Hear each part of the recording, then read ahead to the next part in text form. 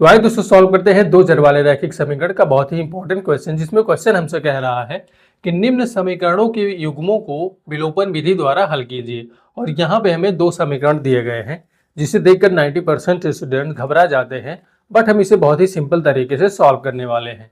तो यहाँ पे जो हमें समीकरण दिया गया है वो अभी अपने मानक रूप में नहीं है, तो हम क्या करते हैं, यहाँ पे जो दो बाहर है इसे अंदर गुणा करके इसे हम पहले मानक रूप में बदलते हैं। तो हम यहाँ पे जब 2 से गुणा करेंगे तो यहाँ पे हो जाएगा 2 ये x माइनस यहाँ पे होगा 2b y प्लस इसे हम ऐसे ही रहने देते हैं। तो यहाँ पे हो जाएगा ये plus 4b is equal to यहाँ पे हो जाएगा 0। अब इसे हम क्या करते हैं, इसे हम मान लेते हैं इक्वेशन नंबर फर्स्ट। इसके बाद में वही काम 2 से यहाँ भी क्या करते हैं, मल्टीप्लाई करते हैं। तो यहाँ पे हो जाएगा 2b x प्लस यहाँ पे हो जाएगा 2 ये y प्लस इसे ऐसे ही रहने देते हैं। तो यहाँ पे हो जाएगा b माइनस 4 ये इज इक्वल टू 0 और इसे हम मान लेते हैं इक्वेशन नंबर सेकंड।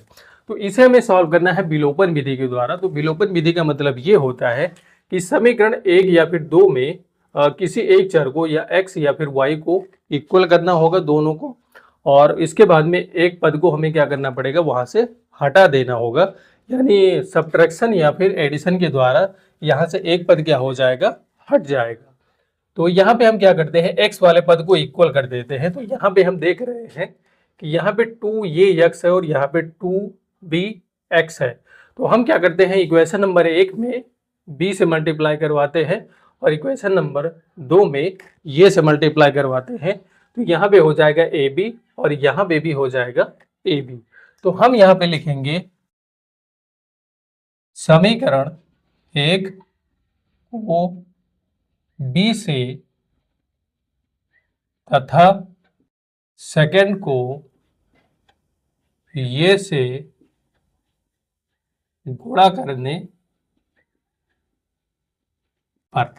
अब हम क्या करते हैं, यहाँ पर समीकरण 1 में b से गुणा करते हैं। तो यहाँ पे हो जाएगा 2 ये b x माइनस यहाँ पे होगा 2b स्क्वायर y और यहाँ पे जब गुणा करेंगे यहाँ पर हम, तो यहाँ पे होगा ab प्लस में यहाँ पे होगा 4b square is equal to यहाँ पे 0। अब ये हो जाएगा इक्वेशन नंबर हमारा थर्ड। उसी तरह क्या करते हैं, यहाँ पर जो 2 है, इक्वेशन नंबर 2 है, उसमें किससे गुणा करना है हमें, ये से। तो यहाँ पे हो जाएगा 2 ये p x प्लस यहाँ पे हो जाएगा 2 ये स्क्वायर y प्लस यहाँ पे हो जाएगा ये b माइनस यहाँ पे हो जाएगा 4 ये स्क्वायर इज इक्वल टू यहाँ पे हो जाएगा 0 और ये हो जाएगा इक्वेशन नंबर हमारा 4। अब हमें यहाँ पे एक पद यानी x वाला जो पद है वो क्या हो गया है, इक्वल हो गया है। तो यहाँ पे हमें इसे हटाना है। तो यहाँ पे हमें क्या करना होता है, घटाना होता है या फिर जोड़ना होता है। तो सबसे पहले यहाँ पे अगर चिन्ह एक जैसा है तो यहाँ पे घटाना पड़ेगा, अगर इससे चिन्ह जो है वो अलग अलग है तो वहाँ पे क्या करना पड़ेगा, जोड़ना पड़ेगा। तो हम क्या करते हैं, यहाँ पे दोनों का चिन्ह एक जैसा है तो समीकरण थर्ड में से फोर्थ क्या कर देते हैं, घटा देते हैं। तो हम यहाँ पे लिखेंगे समीकरण थर्ड में से फोर्थ घटाने पर। तो जब हम घटाएंगे तो सबसे पहले इन समीकरणों को लिखते हैं। तो यहाँ पे हो जाएगा 2ab x माइनस यहाँ पे होगा 2b स्क्वायर y प्लस यहाँ पे हो जाएगा ab प्लस यहाँ पे होगा 4b square is equal to यहाँ पे हो जाएगा 0। और जो चौथा समीकरण है वो है हमारा 2 ये b x प्लस यहाँ पे है हमारा 2 ये स्क्वायर y प्लस यहाँ पे है ab और माइनस यहाँ पर है 4 ये स्क्वायर इज इक्वल टू यहाँ पे क्या हो जाएगा 0। तो हम यहाँ पे क्या करेंगे, जब हम किसी बीजगणितीय समीकरण को घटाते हैं तो यहाँ पे चिन्ह बदल जाता है। तो ये प्लस में है, ये माइनस में होगा, ये प्लस में है, ये भी माइनस में होगा, ये प्लस में है, ये भी माइनस में है, ये माइनस में है, ये क्या हो जाएगा प्लस में।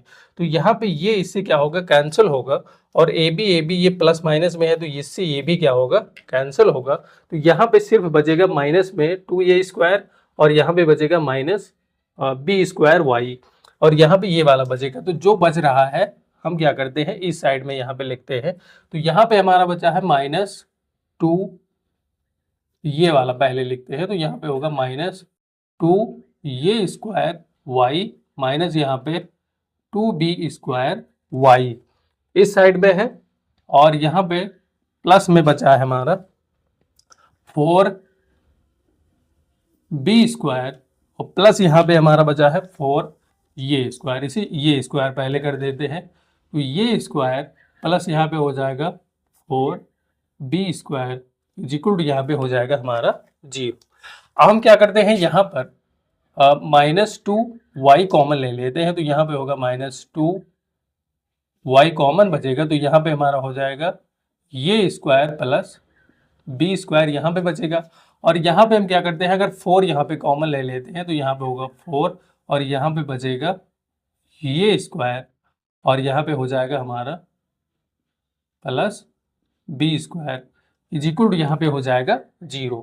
अब यहाँ पे आप देख रहे हैं कि ये स्क्वायर प्लस b² यहाँ भी है और ये स्क्वायर प्लस b² यहाँ भी, तो इन दोनों पदों से हम क्या करते हैं इसे ही कॉमन ले लेते हैं। यहाँ पे हो जाएगा ये स्क्वायर प्लस b², तो यहाँ पे हमारा बचेगा -2y प्लस यहाँ पे 4 इक्वल टू यहाँ पे हो जाएगा 0। तो ये वाला जो पद है वो जाके 0 में डिवाइड करेगा, तो 0 में कोई भी संख्या डिवाइड करती है तो उसका मान 0 ही हो जाता है। तो यहाँ पे सिर्फ बचेगा -2y प्लस यहाँ पे होगा 4 इक्वल टू यहाँ पे क्या हो जाएगा 0।